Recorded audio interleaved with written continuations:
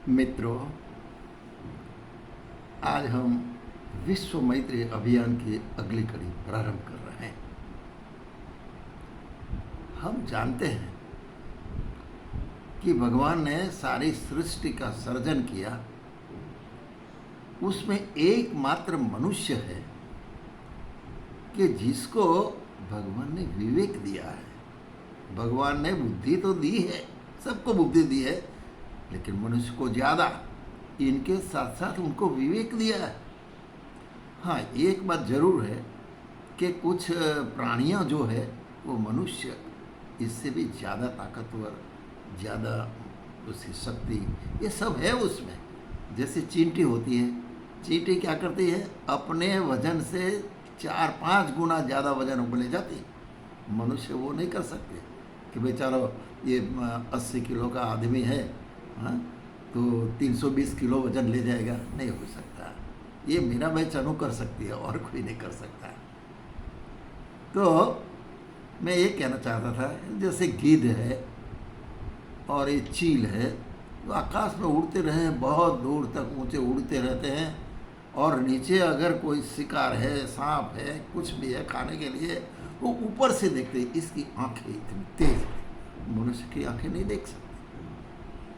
हाथी का जैसा शक्ति, हाथी की जैसी शक्ति मनुष्य में है नहीं। अरे चित्ते की चपलता देखो, इतनी तेज हम दौड़ सकते, इतना तेज नहीं दौड़ सकते। लेकिन भगवान ने विवेक दिया है, बुद्धि दी है। उनने देखा, अरे ये चित्ता इतना फास्ट दौड़ता है, उसने मोटर बनाई, रेलगाड़ी बनाई, और वो इससे भी जल्दी तेजी से जा सकता है। उसने देखा ये पंछी, ये पक्षी उड़ते रहते हैं, मैं क्यों नहीं उड़ सकता। उसने बुद्धि ने, उसने विवेक जागृत हो गया और उसने आविष्कार कर दिया, ने एरोप्लेन बना दिया। उड़ता है, बहुत मस्ती से उड़ता है, अमेरिका तक जाते हैं, हम भी गए हैं, बहुत आनंद आता है। तो उसने देखा ये मछली, अरे मछली कैसे पानी में फटाफट तैर सकती है, और मैं तो इस तरह से तैर नहीं सकता, पानी में रह नहीं सकता।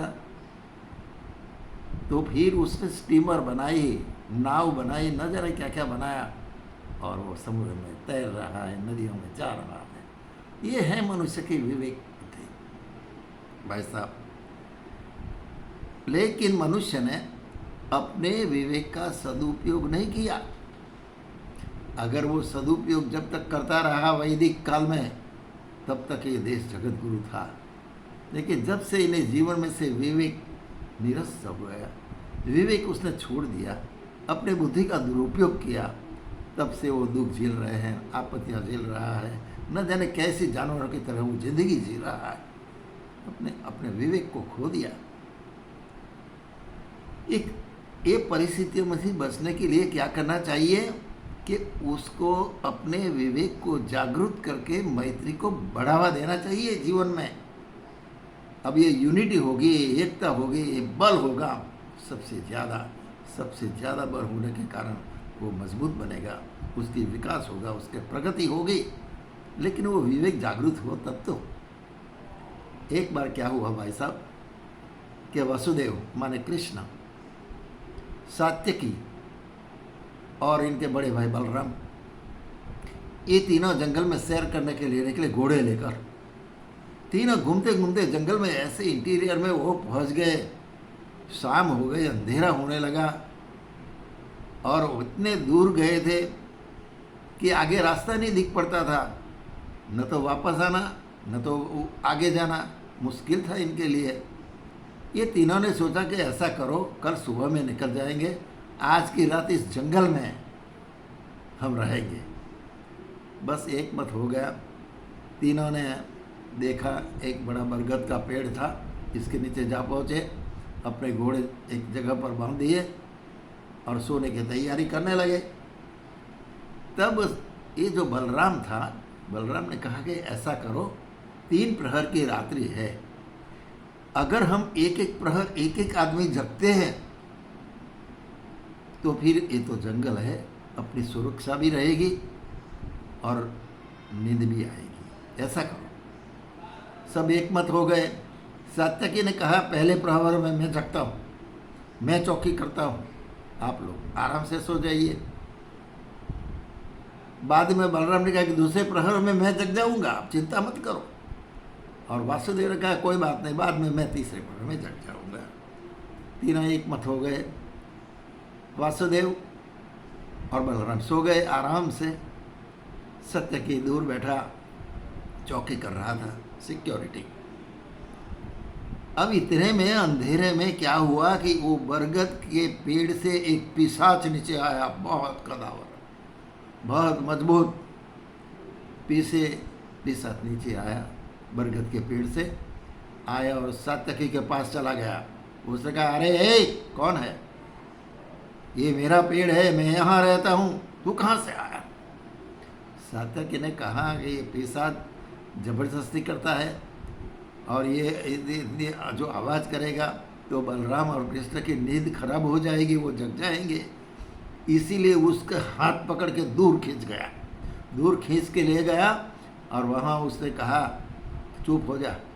उन्होंने कहा है क्या समझता है, चल मेरे साथ युद्ध कर। सात्यकी को भी गुस्सा आ गया, अच्छा तू लड़ना चाहता है, आजा। और दोनों बराबर लड़े भाई साहब। कोई हारता नहीं था, न तो सात्यकी न वो पिशाच। इतने में क्या हुआ, सात्यकी को इतना गुस्सा आया, उसका हाथ पकड़ा और जोर से ऊपर घुमा के फेंक दिया दूर। बेचारा पिशाच बेहोश हो गया, दूर पड़ा।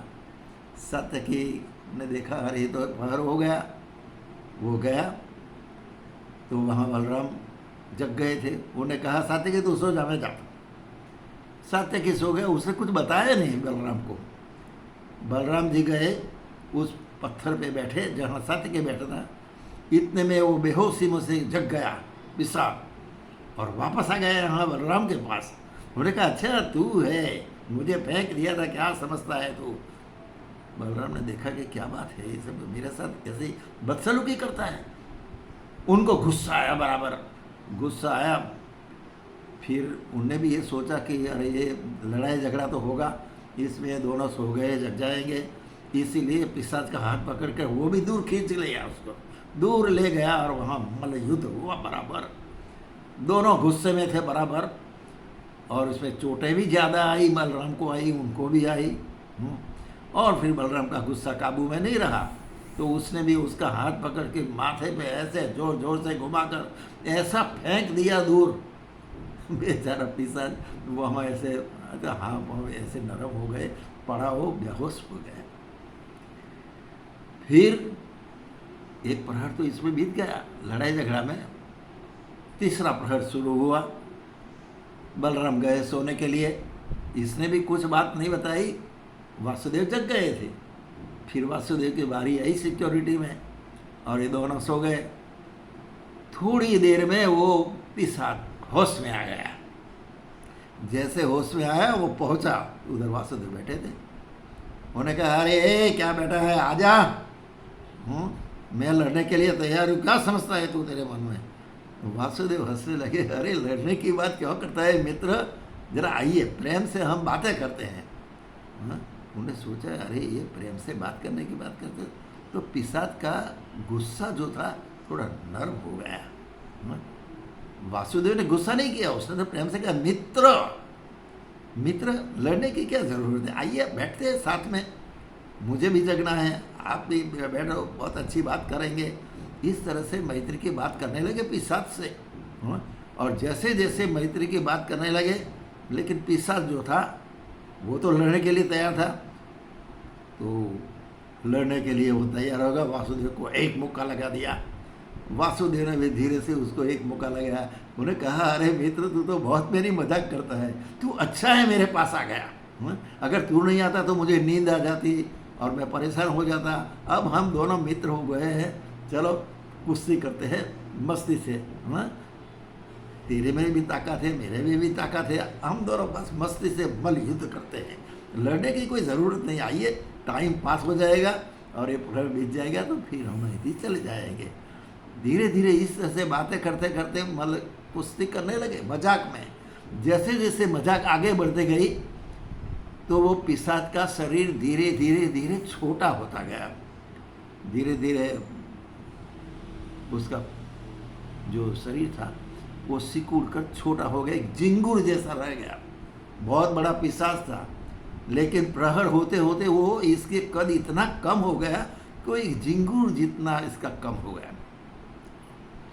फिर भगवान कृष्ण ने क्या किया, हंसते हंसते उस झिंगुर को पकड़ा और अपना जो उपवस्त्र था उसी के छोर में बांध दिया। उसको बांध कर प्रहर पूरा हो गया, दोनों भाई को जगाया, चलो चलते हैं। अब तो सुबह हो गई, घोड़े चोड़े चलने लगे। रास्ते में जाते जाते सात्यकी ने कहा, अरे भाई साहब, रात में एक पिशाच इस बरगद पे रहता आया था, अरे इतनी उसके साथ हुई झगड़ा, आप लोग जगो रहे तो मैं दूर जाके उसको फेंक दिया, मुझे भी चोटें आई, ये देखिए।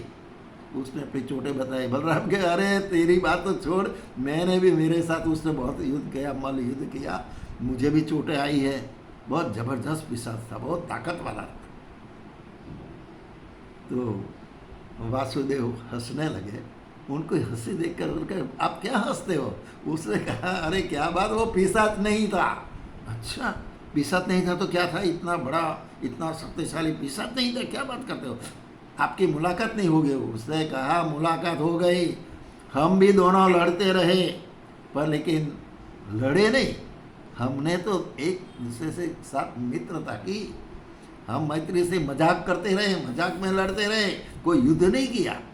हाँ, और मजाक में मैंने उसके साथ युद्ध नहीं किया तो उसका गुस्सा ठंडा हो गया, और ठंडा हो गया, मित्र की तरह उसकी हमारे साथ दोस्ती हो गई। हाँ, और धीरे धीरे उनका कद छोटा होता होता होता एक झिंगुर जैसा हो गया वो, क्योंकि मैंने गुस्सा नहीं किया। आप जानते हो वो पिशाच कौन है? वो पिशाच है गुस्सा, क्रोध। आप लोगों ने इनके साथ क्रोध किया और झगड़ा कर दिया, तो आपका भी गुस्सा और उनका गुस्सा, तो उसका बल बढ़ता गया और आपको चोटें आई। बलराम में भी वो किया, लेकिन मैंने वो नहीं किया, मैंने तो मजाक की इनके साथ, मस्ती के टाइम पास किया मैत्री से, मजाक में। और जैसे जैसे मैं ये करता रहा, वो अपना कद इसका छोटा होता गया, और छोटा तो इतना हो गया है, झिंगुर जितना हो गया वो। और देखो, मैंने मेरे उपवस्त्र में इसको बांध कर लाया, उपवस्त्र को छोड़ा, मतलब झिंगुर निकला छोटा वाला। अच्छा, ये पिशाच, अरे ये पिशाच नहीं, ये गुस्सा है। अगर आप गुस्सा नहीं करते, प्रेम से इसके साथ बात करते, तो उसका कुछ ताकत नहीं थी। भाई साहब, ये मैत्री की बात है। अगर आप किसी के साथ, दुश्मन के साथ भी मैत्री बढ़ाओगे तो इसकी ताकत खत्म, वो झिंगुर सा हो जाएगा। इसके बहुत बड़ी ताकत, शक्ति, इतना बड़ा कद है, वो नहीं रहेगा, वो बहुत छोटा हो जाएगा आपके सामने। लेकिन ये करना पड़ेगा, अपना विवेक का उपयोग करना पड़ेगा। और आज हम अपना विवेक का उपयोग नहीं करते, बस एक दूसरे से लड़ते झगड़ते गुस्सा करते हैं। परिणाम स्वरूप वो सामने वाला भी इतना शक्तिशाली हो जाता है, मलयुद्ध होता है, चोटें आती है, न जाने हम दुखी हो जाते हैं। तो आइए, मैत्री का विकास करो, मैत्री से सारे झगड़े समाप्त हो जाएंगे, मैत्री से आप आगे बढ़े हुए। विश्व मैत्री अभियान का यही लक्ष्य है। इसी लक्ष्य पर आपको ले जाने के लिए हम हर रोज़ एक वीडियो आपके सामने पेश करते हैं। तो इसके साथ आज का ये वीडियो हम यहाँ समाप्त करते हैं। अगली कड़ी कल शुरू करेंगे, तब तक के लिए आराम। आप सभी भाइयों को, बहनों को उदय सिंह चौहान का सप्रेम प्रणाम।